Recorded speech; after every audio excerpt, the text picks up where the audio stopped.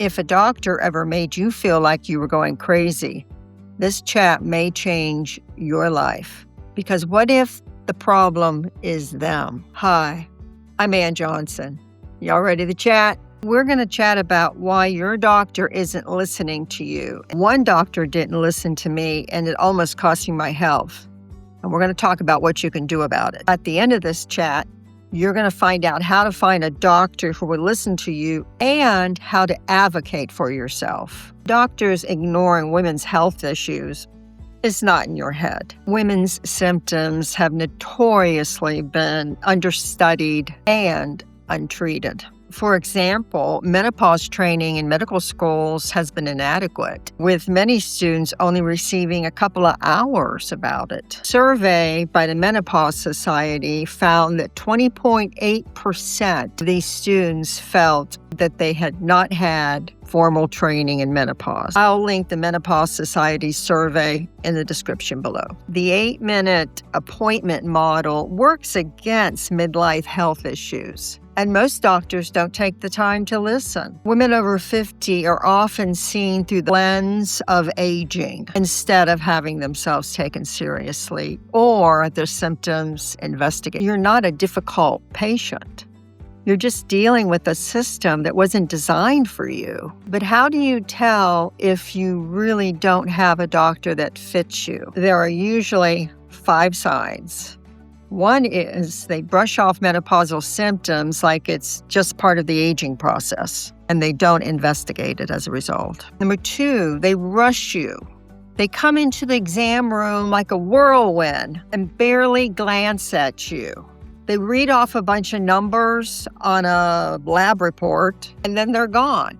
Does anyone else experience that? Number 3, they don't ask about your life. You are more than the sum of your parts. Sleep, stress, relationships, all of these affect your health. A good doctor understands that. They'll ask the questions and then they'll really listen to the answers. Number 4, they make you feel dramatic, like women your age worry too much. I had this happen to me when I was 50 years old. I had weeks of headaches and nausea. And I made an appointment, of course, with my doctor. I was in sales at the time, so he just poo-pooed me and told me it was stress. I mean, I was in tears. I felt so sick. And he helped me out all right. He handed me a box of tissues, and he implied I needed a psychiatrist. Well, I left that appointment and went to an urgent care. And I bet a lot of you figured out from what I just said what I had. I was having migraines, but my doctor didn't ask the questions or investigate what was wrong with me. I was just this crazy 50-year-old woman. Needless to say, I found another doctor. Number 5, this leads me to talk about doctors who don't update their thinking. Medicine is evolving pretty quickly. We're still stuck in 20 years ago. If your doctor isn't up to date on the latest treatments, especially when it comes to menopause, you might want to move on. So, what does a good doctor actually look like? Well, for one thing, when you tell them something, they'll ask you questions before they jump in and give you an answer. They're not godlike, and they treat you with respect, like you're a partner. I mean, it's your health. You should be a partner with them. Do they know perimenopause and menopause?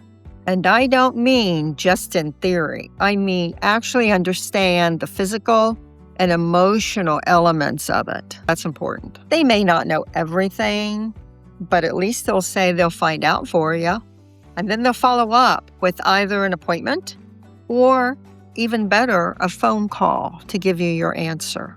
I've had that happen before. I have a good doctor right now. When I have a question, he's not sure. Do you know he calls me by the next day to give me my answer? That's a doctor. Another thing a good doctor isn't is a clock watcher. He's not trying to rush you out as quickly as possible. And he's interested in the quality of your life, not just your blood tests. But how do you actually find a good doctor? Well, you're not alone. There are ways to reach out and find a doctor that will fit your needs. For example, the Menopause Society has a certified provider finder.